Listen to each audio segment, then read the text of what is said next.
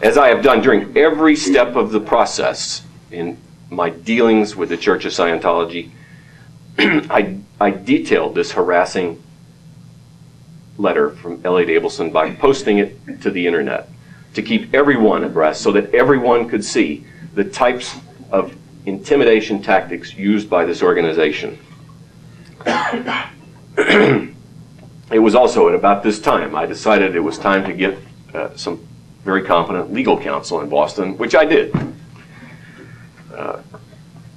And good thing, too, because in late November, Scientology subpoenaed me to be deposed in the Lisa McPherson case in Clearwater, Florida. They told the judge with a straight face that I was an agent of the German government funneling money into the United States to destroy the Church of Scientology. They told this same story to the New York Times. And in the first communication I ever received from the New York Times, this was what they wanted to come and talk to me about. The Church of Scientology has said you are an agent of the German government funneling money into the United States. In the McPherson case, what they told the judge was that I was trying to substitute my agenda, which they perceived as putting the entire Church of Scientology on trial in the McPherson case, when in fact, Scientology was trying to divert attention from the real issue, the tragic death of Lisa McPherson. The judge eventually allowed them to depose me in this case in order to discover my motives, because they made a very big point that my motives were sinister, global conspiracy type stuff, and he eventually allowed them to do a very limited deposition. Scientology flew 3 of their high-priced attorneys from Florida. The lead guy, who was the ex-district attorney for the Southern District of New York, heading this case for the Florida law firm working for the church. 2 Boston, 1 paralegal from the Office of Special Affairs, the internal security agency of Scientology, and Earl Cooley as their local counsel in Boston. Of course, he didn't have to travel far.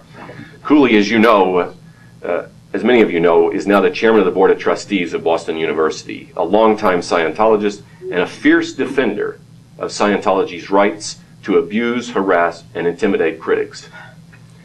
In addition to a number of questions relevant to the funding of the Lisa McPherson litigation, they also tried to use the opportunity, as they always do in depositions, for intelligence gathering.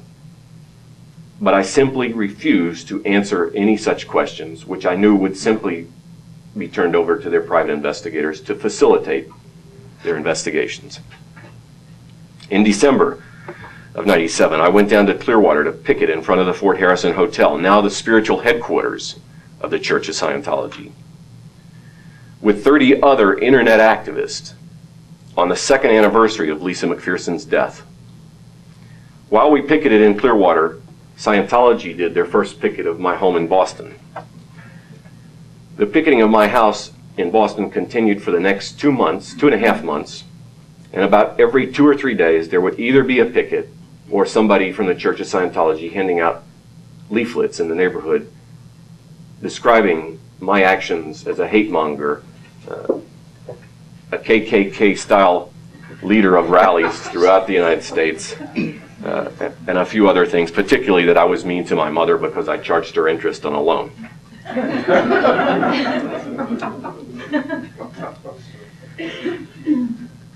The picket in Clearwater that occurred in December was a very significant event because the Church of Scientology, in total disregard for their founders' written policies, closed their most sacred place, the Fort Harrison Hotel.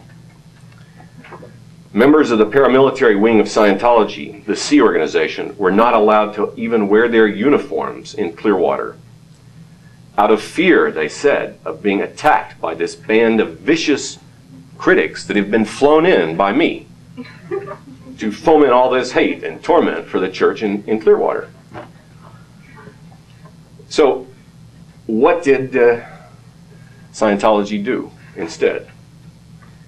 Instead of confronting the picketers in any way, this small band of peaceful picketers, 4,000 Sea Org members picketed the Clearwater Police and the St. Petersburg Times and damaged their Scientology's own standing in the community even further. The December 1997 picket in Clearwater was an incredible moral victory for many ex-Scientologists, a turning point many of us see in the battle with this organization. Scientology was so afraid of exposing its members to anyone questioning the tactics and policies that they seemingly have since felt compelled to literally hide when anyone shows up for a picket, whether it's one person or 50. While I was in Clearwater in February to film an interview with a German TV station, I met with Gabe Casares, the former mayor, who many of you have heard his story, who was mercilessly harassed by Scientology because of his criticism of them when they first came to town. He told me that before that December picket, he personally was all but ready to give up on ever having the opportunity to control Scientology's influence in Clearwater, because they had so integrated themselves into the community and were basically being more widely accepted. However, Scientology's reactions to our picket, in terms of lashing out at the community, created such animosity among the citizenry that it literally has set back, according to the newspaper reports you can read in Florida, Scientology's public relations efforts in Clearwater by 20 years.